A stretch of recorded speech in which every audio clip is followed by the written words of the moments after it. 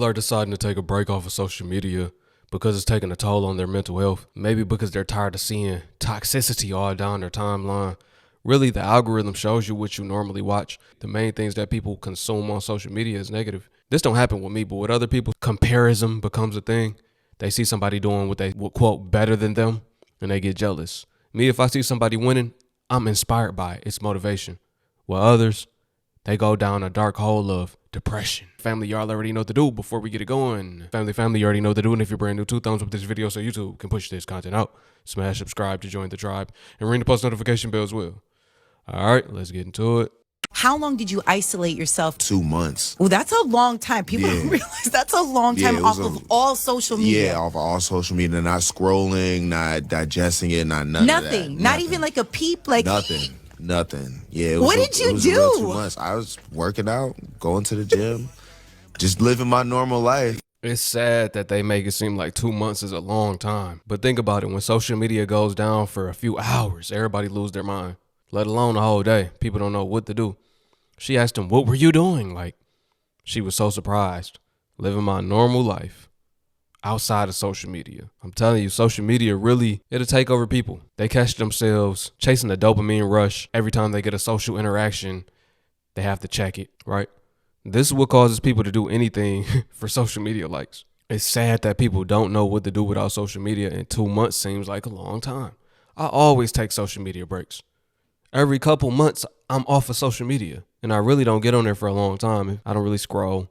I post and get off. But I use mine to make money, to, publicize and advertise what I'm doing. I don't use it to consume. I am not a consumer. I am a producer of content. It's a difference. But for those that don't live like that use it solely to consume other people's content, I guess that is a long time when you have that addiction. I guess it's hard to break. One of the best things I did this year was taking a social media break, talking no TikTok, no Instagram, no Pinterest, YouTube, nothing. I took a 4-week digital cleanse. It was by far the best thing I could have done. I learned how to be bored. And by being bored, I learned how to be creative. You tap into your natural creativity rather than following the creativity that you've consumed. We don't really realize how much we're manipulated by consuming social media. I did not realize how much social media was actually impacting my day-to-day decisions. And during my cleanse, I constantly was seeking this dopamine hit, looking for the next thing. I was constantly seeking things. And now I feel more in tune. I feel more connected to myself. I highly recommend that you try a digital cleanse. You will learn so much about yourself during that time. Social media takes you away from your true, authentic self. That's what she's saying in so many words. I agree that people are impacted by social media because look at it. All the YNs, not even the YNs only.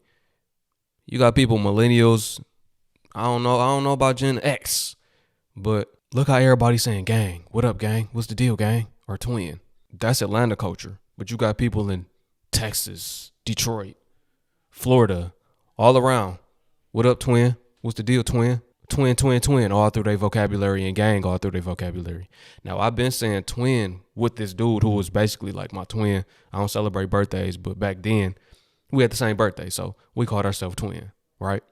Because we both had dreads, we both was into fashion, same birthday, like I said, so it was like, this is my twin. But I didn't call everybody twin. But that was something we've been doing. Now people just catching up to it. I ain't gonna say catching up to it. It started to be a trend. Let me say that.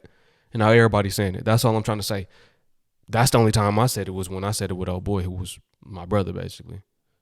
And that was just something we was doing amongst ourselves. But that's just a prime example. Everybody talked the same. You can't even tell where nobody from.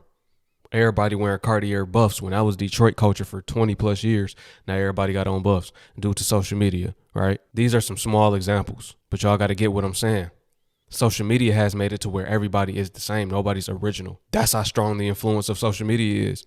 Social media is raising the children, not their parents. Their parents take care of them, but social media is raising them.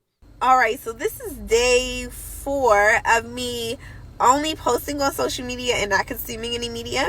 And today I was in an Afrobeats artist music video, and I had a great time. I was so present. I was connecting with the models, connecting with the artists. It was literally a beautiful experience. And I feel like since I have been only posting and not consuming media, more opportunities have been flowing to me with ease. And I just have a already more joyful energy about me, more present, I guess is the best way to describe it.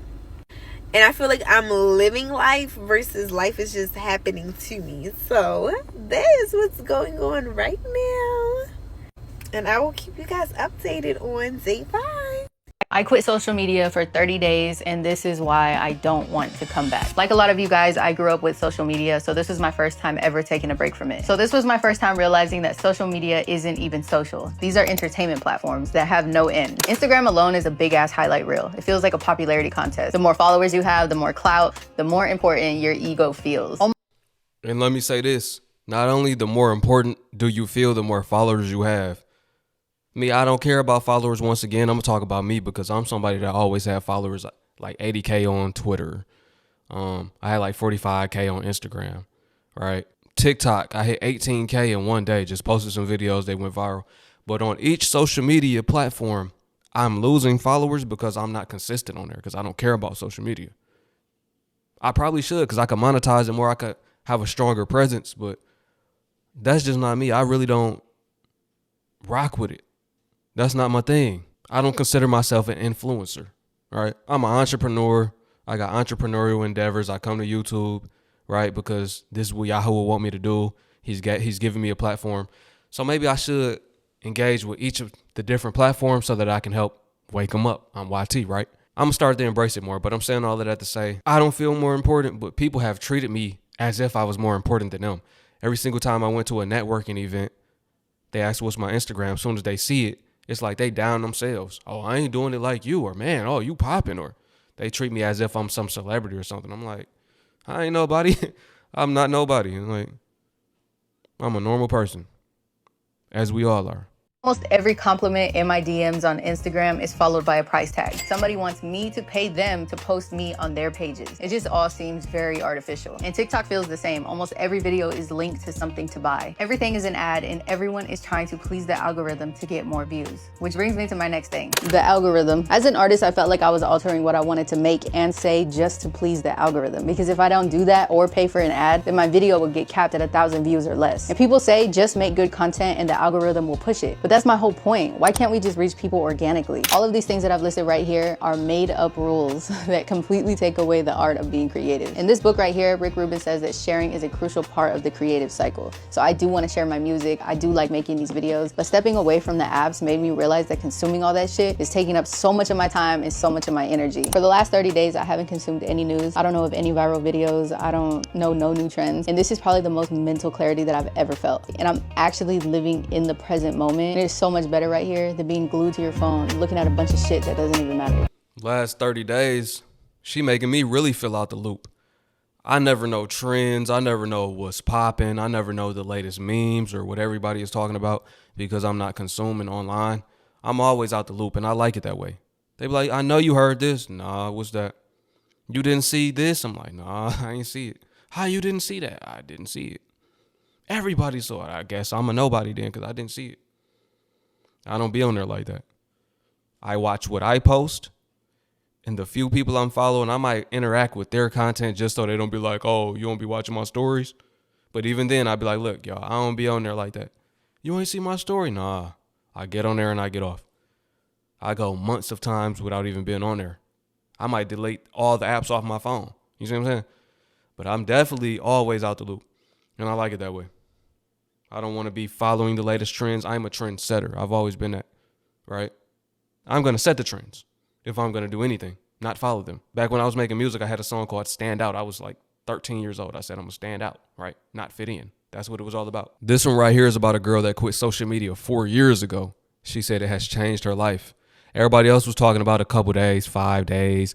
The other girl said 30 days. She's talking about 4 years. Let's see how 4 years without social media has changed her life.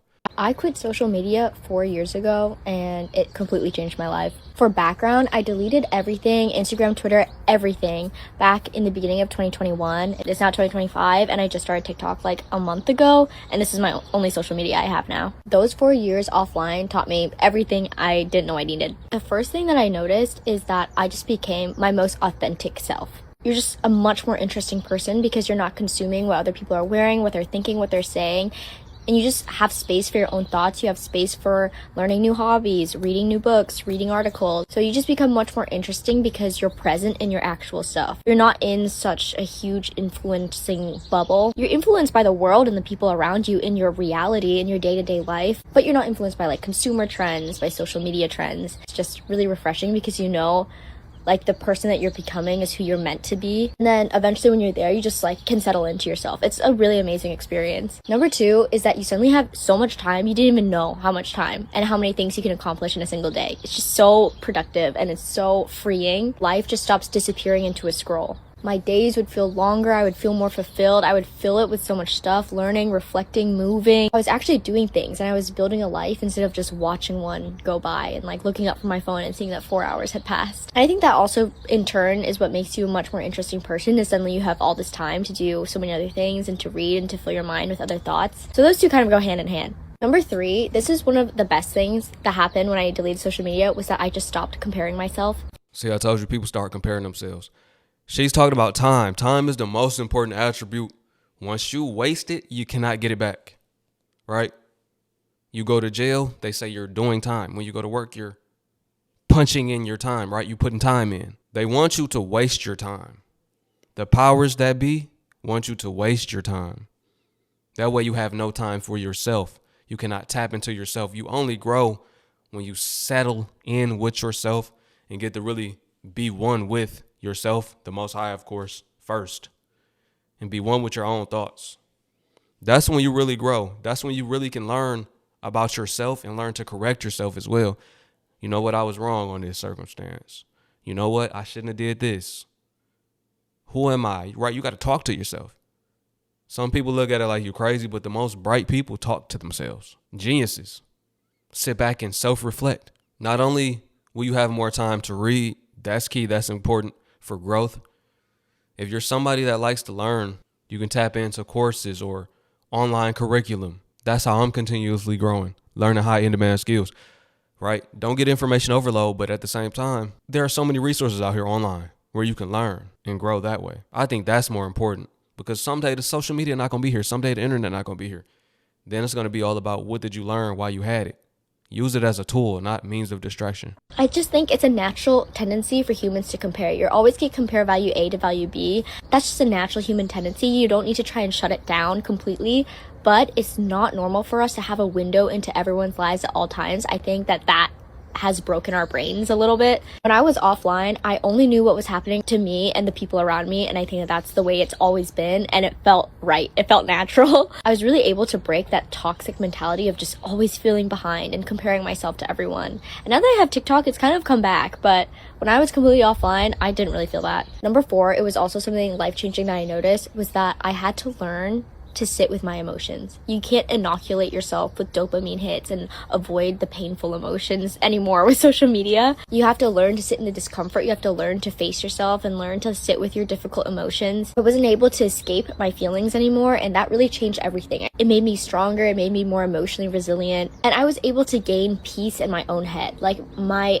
brain just felt like green. It was a forest of peace. It was amazing. Number 5 is your relationships get better. When you're grounded in reality, you just show up differently and people can feel that. You're more present, you listen better. You're just so in the present that you really see people when you're with them and they can feel that. And you feel that with yourself. You feel Okay, you listen better. Because that's the thing. People don't know how to listen no more. So we can blame social media for the reason that people's attention span is so short. They can't even have a conversation. That makes sense. Like I said, I don't really be into the social media space, so I'm a thorough listener. I give undivided attention. I give my full attention, right? Look at the person, eye contact, listen, ask questions, engage in a full conversation. But with me, people really, they say 1 or 2 words, then it's on to the next thing. They talking about the next person or themselves. So it's safe to say we can blame social media for that. I have a 2-hour long conversation with somebody. Then when I want to talk about something, we have a 2-minute conversation.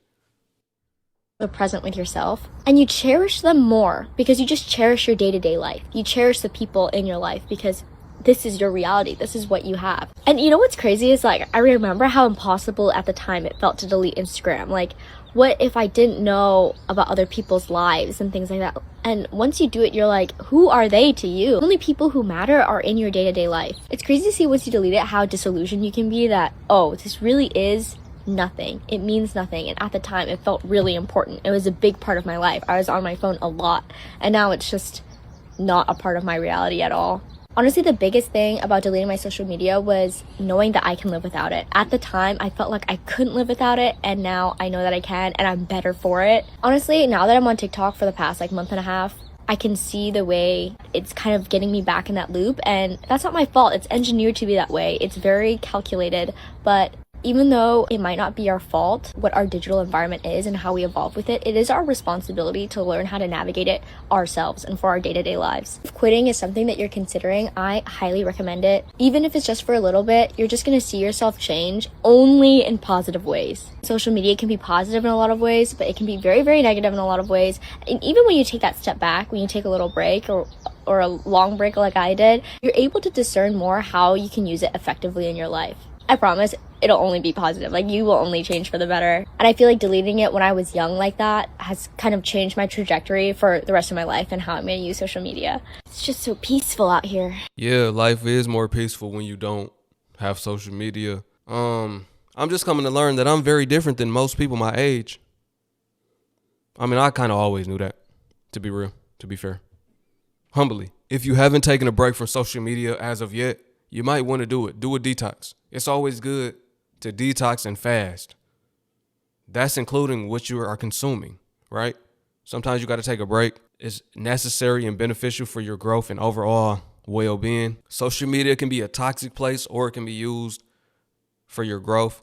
Me, I got an addiction to YouTube. I'm going to keep it real. I'm on here right now, right? This is probably why I do what I do, because I've always been a person that would more so consume information on YouTube. I went to YouTube University. That's what I tell people.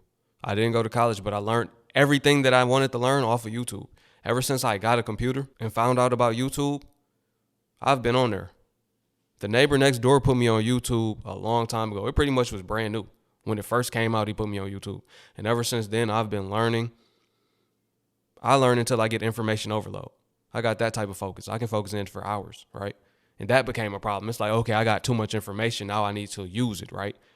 So now I'm going to consume, apply that information, and then I'll consume more content. That's the point that I got to. But yeah, man, if you want to, train your algorithm at least, because the algorithm is only going to show you what you are interested in. So what I'm showing is all business content and traders, right? I'm showing different trading methods, people that are making buku money off of funded accounts, right? And things about Yahoo or the Most High. That's what I'm being shown, things like that, right? And even if I watch a video that throws my algorithm off, I make sure I start watching the other type of content so those videos don't even pop up. Yeah, let me know what y'all think about this video, family. I appreciate y'all for watching. Peace.